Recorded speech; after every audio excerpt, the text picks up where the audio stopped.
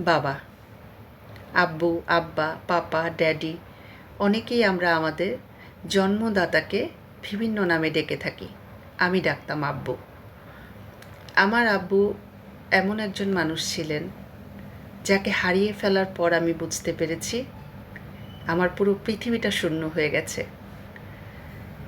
আব্বু বেঁচে থাকতে কখনো আমি এটা ফিল করিনি, কিন্তু আব্বুকে হারিয়ে ফেলার পর এটা ফিল করেছি।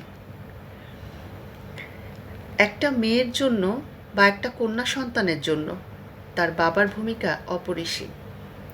মেয়েরা সব সমস্যা সবাইকে বলতে পারে না। অনেক সময় হাজব্যান্ডকে বলা যায় না, মাকে বলা যায় না, ভাইকে বলা যায় না, বন্ধুদের বলা যায় না, আত্মীয় স্বজনদের বলা যায় না, কিন্তু বাবাকে বলা যায়। কারণ কি জানেন? কারণ হচ্ছে বাবা হচ্ছে একটা মেয়ের জীবনে একমাত্র হিরো, যার কাছে সে সবসময় রাজকন্যা হয়ে বাঁচে।